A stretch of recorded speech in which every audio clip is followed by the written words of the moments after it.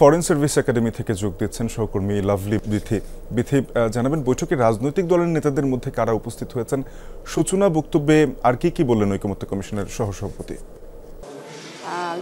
শুরু থেকে যে রাজনৈতিক দলের যে নেতারা আসছেন, অর্থাৎ সালাউদ্দিন আহমেদ বিএনপির, জামায়াতের হামিদুর রহমান আজাদ, এনসিপির সারোয়ার তুষার, গণঅধিকার পরিষদের নেতৃবৃন্দ এবং অন্যান্য যে দলগুলো আছে, সাধারণত যারা এসে থাকেন প্রত্যেকেই এসেছেন। কারণ 5, 6, 7 এই 3 দিনের যে বৈঠকটি আছে, এই 3 দিনের বৈঠকটি কিন্তু খুব গুরুত্বপূর্ণ। তার কারণ হচ্ছে এই যতটুকু আমরা জানতে পেরেছি, সূচনা বক্তব্যে জানিয়েছেন 15 অক্টোবরের মধ্যে এই সনদের কাজ তারা শেষ করতে চান এবং কিভাবে বাস্তবায়ন হবে স্বাক্ষরের বিষয়গুলো কিন্তু শেষ করতে চান বলে আলী রিয়াজ জানিয়েছেন। এবং আজকে আধা ঘন্টা আগে আলী রিয়াজ প্রধান উপদেষ্টার সাথে দেখা করেছেন, কারণ বিশেষজ্ঞ কমিটি যে প্রস্তাবগুলো দিয়েছিল সেই প্রস্তাবগুলো নিয়ে প্রধান উপদেষ্টার কাছে গিয়েছিলেন বাস্তবায়নের যে প্রস্তাবগুলো।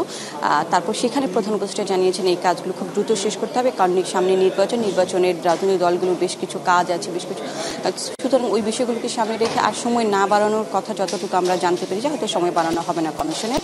আর 5, 6, 7 এই 3 দিন বৈঠক হবে এবং এই 3 দিনের মধ্যেই একটি সিদ্ধান্ত হয়তো উপনীত হবে। যদি রাজনৈতিক দলগুলোর ঐক্যমত্য হয় কোনো একটি সিদ্ধান্ত বাস্তবায়নের প্রক্রিয়া কোনো একটি সিদ্ধান্তে আসতে পারে, সেক্ষেত্রে সেটি অন্তর্বর্তীকালীন সরকারের কাছে উপস্থাপন করা হবে। আর যদি কোনো রকম সিদ্ধান্ত আসতে না পারে, সেক্ষেত্রে রাজনৈতিক দলগুলো যে প্রস্তাবগুলো দেওয়া আছে, কেউ বলেছেন 106 অর্থাৎ আপিল বিভাগের মতামতের ভিত্তিতে কোনো একটি সিদ্ধান্তে আসতে, কেউ গণপরিষদের কথা বলেছেন।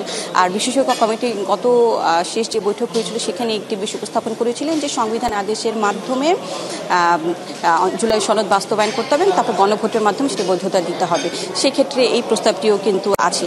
এই বিষয়গুলো সমন্বিত করে হয়তো একাধিক প্রস্তাব অন্তর্বর্তীকালীন সরকারের কাছে দেওয়া হবে এবং শেষ পর্যন্ত সেই বল হয়তো অন্তর্বর্তীকালীন সরকারের কাছেই যাবে, যদি একমত হতে না পারে রাজনৈতিক দলগুলো।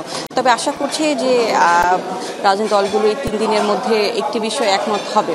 আর যদি একমত হতে না পারে, সেক্ষেত্রে যেটি বলছিলাম যে সংবিধান আদেশের মাধ্যমে গণভোট, এখানে একটি বিষয় থাকে, অনেকে প্রশ্ন করেন যে সংবিধান আদেশের মাধ্যমে যদি জুলাই সনদ বাস্তবায়নের প্রক্রিয়া আইনি ভিত্তিতে দেওয়া হয় এবং তারপর গণভোটের মাধ্যমে বৈধতা দেওয়া হয়, সেই ক্ষেত্রে নিয়ম অনুযায়ী কিন্তু যে কোনো ধরনের সাংবিধানিক অধ্যাদেশের ক্ষেত্রে পরবর্তী নির্বাচিত সংসদ এসে কিন্তু তার বৈধতা দিতে হয়, অনুমোদন দিতে হয়। এখানে একটি বিষয় হচ্ছে যে একটা আশঙ্কার জায়গা থাকে যে সাংবিধানিক অধ্যাদেশের ক্ষেত্রে বা অন্যান্য অধ্যাদেশের ক্ষেত্রে যে পরবর্তী সংসদ সেটি নাও মানতে পারে, কিন্তু সংবিধান আদেশের ভিত্তিতেই যেহেতু নির্বাচনটা হবে, সুতরাং এক্ষেত্রে পরবর্তী সংসদ এসে এই জুলাই সনদের যে বাস্তবায়ন করা হবে সেই প্রক্রিয়াটি মানতে হবে। সংবিধানের আদেশ এবং গণভোটের মাধ্যমে যেই জুলাই সনদটি স্বাক্ষরিত হবে এবং বৈধতা পাবে, সেটিকে পরবর্তী সংসদে এসে কোনোভাবেই যা আছে সেগুলি মানতে হবে, কোনোভাবে এর অন্যথা করা যাবে। এই ধরনের একটি বাধ্যবাধকতার জায়গা কিন্তু সংবিধান আদেশের মাধ্যমে আছে।